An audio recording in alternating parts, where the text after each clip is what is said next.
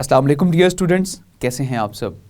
My name is Rayan Malik and I am here to teach you physics class 9th।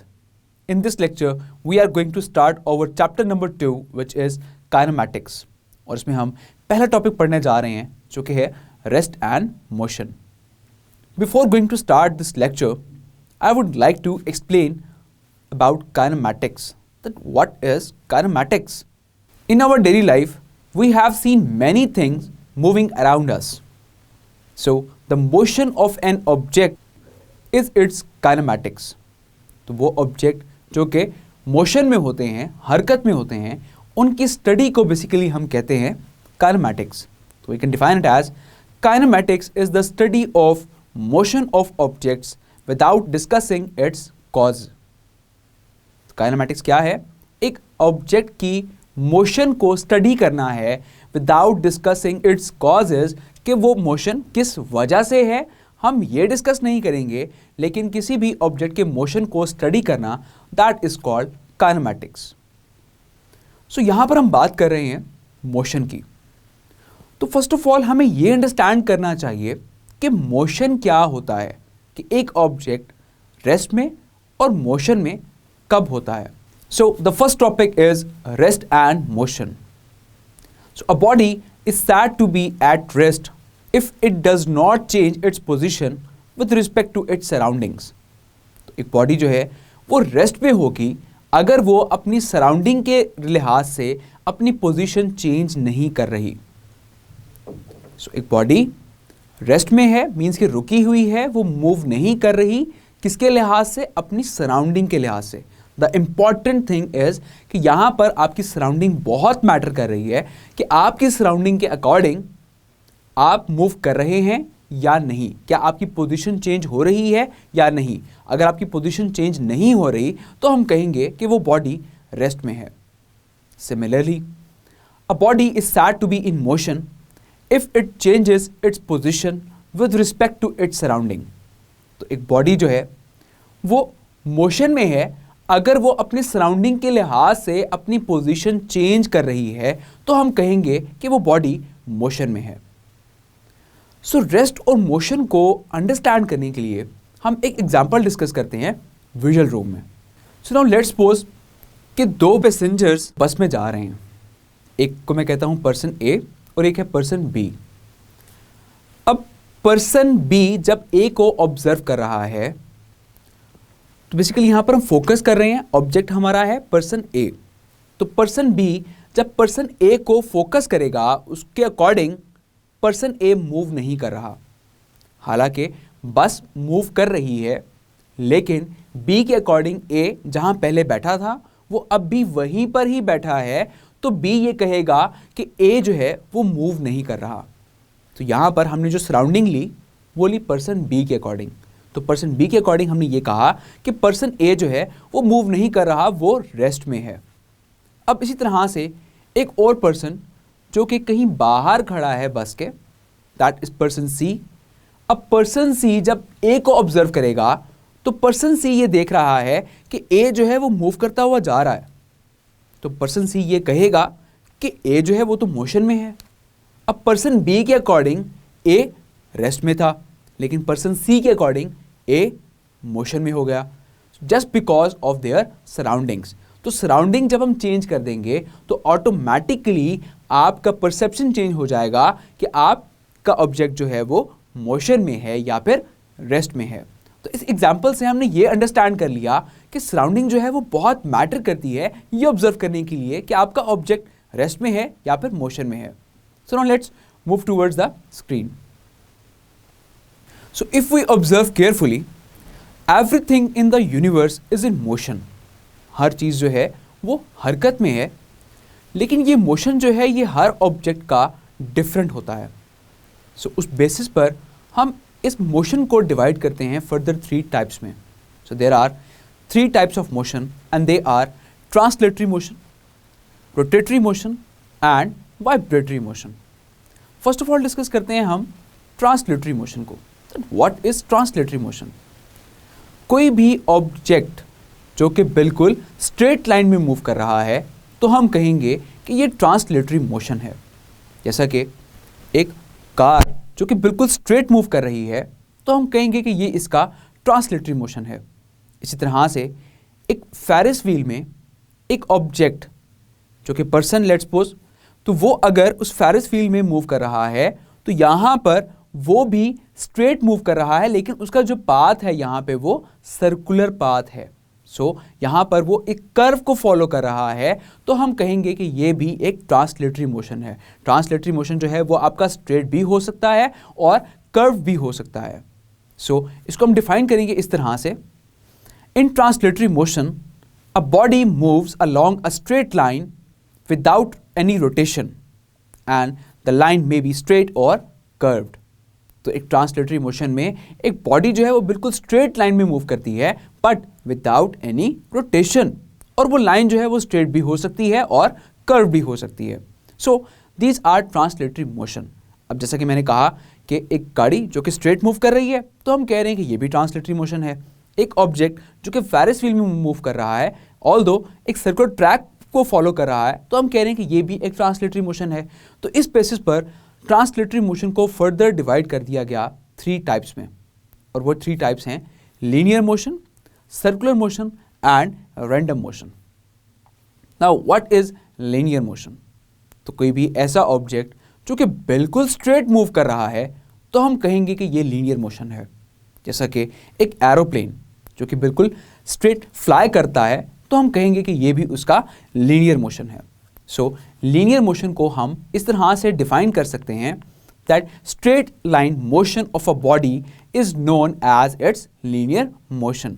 तो एक body जिसका motion जो है वो बिल्कुल स्ट्रेट है तो हम कहेंगे कि वो उसका लीनियर मोशन है। इसी तरह से एक बॉल जो कि वर्टिकली डाउनवर्ड फॉल कर रही है तो हम कहेंगे वो भी स्ट्रेट पाथ को फॉलो कर रही है, that's why it is also a linear motion. Now the next one is the circular motion. For example earth rotates around sun, तो अर्थ का सन के अराउंड वो सर्कुलर मोशन हो जाएगा। Similarly moon moves around the earth, तो moon का भी वो सर्कुलर मोशन हो जाएगा। सो सर्कुलर मोशन को हम डिफाइन कर सकते हैं इस तरह से, the motion of an object in a circular path is known as circular motion. तो किसी भी ऑब्जेक्ट का मोशन अगर सर्कुलर पाथ में है तो हम कहेंगे कि वो उसका सर्कुलर मोशन है। Clear? Now the next type is random motion. Now what is random motion? क्या आपने कभी बटरफ्लाइज को उड़ते देखा है? अब बटरफ्लाइज जो हैं वो रैंडमली मूव कर रही होती हैं, कभी इस तरफ को जा रही हैं और कभी इस तरफ को जा रही हैं। इसी तरह से आपने इंसेक्ट्स को कहीं मूव करते देखा है? तो इंसेक्ट्स जो हैं वो भी रैंडमली मूव कर रहे होते हैं, हमेशा जिग-जैग पाथ को फॉलो कर रहे होते हैं। तो कोई भी ऐसा मोशन जो कि जिग-जैग हो उसे हम कहेंगे रैंडम मोशन। तो इसको हम डिफाइन करते हैं इस तरह से, द डिसऑर्डर्ड और irregular motion of an object is called random motion. तो किसी भी ऑब्जेक्ट का डिसऑर्डर या फिर इर्रेगुलर मोशन जो कि एक तरतीब में ना हो तो उसे हम कहेंगे ये है इसका रैंडम मोशन। इसी तरह से रैंडम मोशन की कुछ और एग्जांपल डिस्कस करते हैं, जैसा कि गैस मॉलिक्यूल्स। तो गैस के जो मॉलिक्यूल्स हैं वो भी रैंडमली मूव करते हैं, या फिर एयर में जो डिफरेंट पार्टिकल्स हैं वो भी रैंडमली मूव कर रहे हैं, तो उन्हें भी हम कहेंगे these are the random motions. So अब हम डिस्कस करते हैं सेकेंड टाइप जो कि थी rotatory motion. So now what is rotatory motion? For the rotatory motion को हम इस तरह से डिफाइन करेंगे, the spinning motion of a body about its axis is called its rotatory motion. तो किसी भी बॉडी का स्पिनिंग मोशन उसके एक्सिस के अराउंड होना, that is called the rotatory motion. Clear? अब जैसे कि अगर मैं यहां पर लाटू की बात करूं तो एक लाटू जो है वो ऑब्वियसली डिफरेंट पार्टिकल से मिलकर बना है। अब वो पार्टिकल का मोशन जब मैं बात करूंगा तो पार्टिकल का जो मोशन होगा वो सर्कुलर मोशन होगा, लेकिन अगर मैं इटसेल्फ इस पूरे लाटू की बात करता हूं तो लाटू जो है वो अपने सेंटर पॉइंट एक एक्सिस के राउंड अबाउट घूम रहा है, तो मैं कहूंगा कि ये इसका रोटेटरी मोशन है। इसी तरह से कुछ और एग्जांपल डिस्कस करते हैं, जैसा कि एक व्हील, जब व्हील घूम रहा होता है तो वो भी अपने एक सेंटर पार्ट जिसको हम एक्सल कहा करते हैं, दैट इज एक्सिस, तो वो अपने उस एक्सिस के राउंड अबाउट घूम रहा है, तो हम कहेंगे कि ये भी एक रोटेटरी मोशन है। तो अब आप यहां पर कंफ्यूज हो रहे होंगे कि सर्कुलर मोशन और रोटेटरी मोशन में फर्क क्या है। सर्कुलर भी राउंड था, रोटेटरी भी राउंड है, तो फिर इसमें डिफरेंस क्या है? द मेजर डिफरेंस इज कि सर्कुलर मोशन में बॉडी एक पॉइंट के अराउंड घूम रही होती है और वो पॉइंट उस बॉडी के अंदर एग्जिस्ट नहीं करता, वो बॉडी के बाहर होता है। लेकिन रोटेटरी मोशन में बॉडी जो है वो अपनी एक लाइन के अराउंड घूम रही होती है और उस लाइन को हम कहते हैं एक्सिस, और वो लाइन बॉडी के अंदर ही एग्जिस्ट करती है। So this is the major difference between circular and rotatory motion. So एक और एग्जांपल से डिस्कस करते हैं जिससे आपको ये कंसेप्ट और क्लियर हो जाएगा। जैसा कि अर्थ की मोशन की बात करूं जो कि एक सन के अराउंड रिवॉल्व कर रहा है, तो अर्थ जो है वो एक सर्कुलर ट्रैक को फॉलो कर रहा है, तो मैं कहूंगा कि अर्थ का वो सर्कुलर मोशन है। तो यहां पर अगर हम अर्थ की बात करें तो आपको ये मालूम है कि अर्थ जो है वो भी अपने एक्सिस के राउंड अबाउट घूम रहा होता है। जिसकी वजह से दिन और रात भी हो रहे होते हैं, तो हम यहां पर कहेंगे कि वो अर्थ का रोटेटरी मोशन होगा। तो यहां पर अर्थ का सर्कुलर मोशन भी हो गया कि जब वो सर्कुलर ट्रैक को फॉलो कर रहा है, जब वो सन के अराउंड रिवॉल्व कर रहा है। इसी तरह से जब अर्थ अपने एक्सिस के राउंड अबाउट स्पिन कर रहा होगा तो हम कहेंगे कि वो उसका स्पिनिंग मोशन है and that is the rotatory motion. So I hope यहां पर आपको सर्कुलर मोशन और रोटेटरी मोशन का डिफरेंस क्लियर हो गया होगा। So now last type discuss करते हैं, that is vibratory motion. Now what is vibratory motion? Vibratory से आपके जहन में एक नाम आ रहा होगा, मोबाइल की वाइब्रेशन। तो क्या आपने कभी मोबाइल को वाइब्रेट होते हुए देखा है? तो जब भी कोई चीज वाइब्रेट हो रही होती है तो वो basically to and fro move करती है। This is basically called vibration. तो जब भी कोई ऑब्जेक्ट टू एंड फ्रो या फिर बैक एंड फोर्थ मूव करेगा तो हम कहेंगे कि ये उसका वाइब्रेटरी मोशन है। So we can define it as the to and fro motion of a body about its mean position is known as vibratory motion. तो किसी भी मेन पोजीशन के अबाउट एक बॉडी का टू एंड फ्रो होना, that is called vibratory motion. जैसा कि सी saw, तो सी सॉ में हम सेंटर पॉइंट कहेंगे वो उसका मेन पोजीशन है। अब मेन पोजीशन पर बॉडी जो है वो अप एंड डाउन हो रही है, so that is called the vibratory motion. Similarly motion of a pendulum, एक पेंडुलम जो है वो भी टू एंड फ्रो मूव करता है, तो हम कहेंगे कि ये भी इसका वाइब्रेटरी मोशन है। और इसी तरह से बेबी इन अ क्रैडल, तो बेबी जब एक क्रैडल में मूव कर रहा है तो हम कहेंगे कि वहां पर ये भी इसका वाइब्रेटरी मोशन है। Similarly so I hope these types of motions are now clear to you. So now let's have a short FAQ. So I hope now these types of motions are clear to you. So now let's have a short quiz. Now here are some short questions. Now when a body is said to be at rest, so एक body कब rest में होती है? So we can write it as a body is said to be at rest if it does not change its position with respect to its surrounding. कि एक body अगर surrounding के लिहाज से अपनी पोजीशन चेंज नहीं कर रही तो हम कहेंगे कि वो बॉडी रेस्ट में है। Now the second question is give an example of a body that is at rest and is in motion at the same time. तो आपने एक एग्जांपल मेंशन करनी है जिसमें एक बॉडी रेस्ट में भी हो और मोशन में भी हो सेम टाइम पर। जो कि हमने एग्जांपल डिस्कस की थी विजुअल रूम में, कि जिसमें 3 पर्सन थे, पर्सन ए पर्सन बी, जो कि बस में बैठे हुए हैं और बस मूव कर रही है। तो वहां पर मैंने डिस्कस किया था कि बी के अकॉर्डिंग ए पर्सन जो है वो रेस्ट में है और सी के अकॉर्डिंग जो कि बाहर खड़ा है उसके अकॉर्डिंग पर्सन ए मोशन में है। तो यहां पर आप वो एग्जाम्पल कोट कर सकते हैं। Now the third one is mention the type of motions in each of the following. तो आपने इन सब के साथ आपने टाइप ऑफ मोशन मेंशन करनी है कि इसमें कौन सी टाइप की मोशन है। The first one is a ball moving vertically upward. तो एक बॉल जो कि वर्टिकली अपवर्ड मूव कर रही है तो उसका कौन सा मोशन होगा। सो वर्टिकली अपवर्ड अगर जा रही है दैट मीन कि वो एक स्ट्रेट लाइन को फॉलो कर रही है, तो हम कहेंगे कि ये इसका लीनियर मोशन है।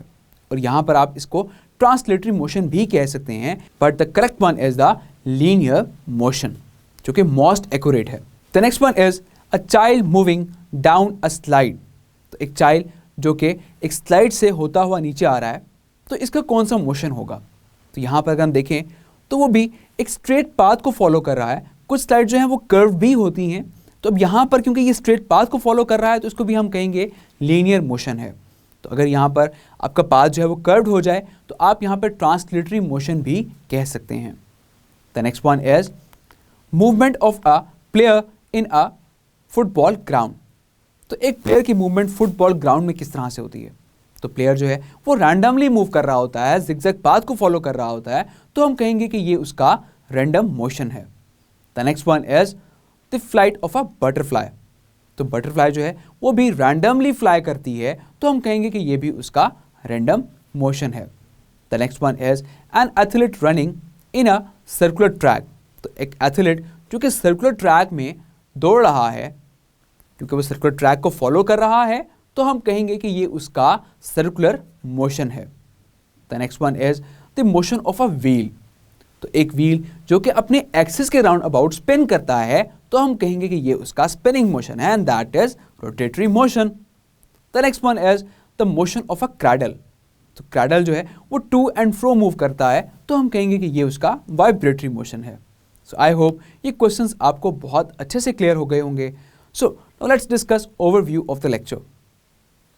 In this lecture, we study about kinematics, what is kinematics, and we study about rest and motion. तो पेपर में ये क्वेश्चन इस तरह से आ सकता है, the differentiate between rest and motion, or what is the difference between rest and motion. Similarly, we have studied three major types of motion, and they are translatory motion, rotatory motion, and random motion.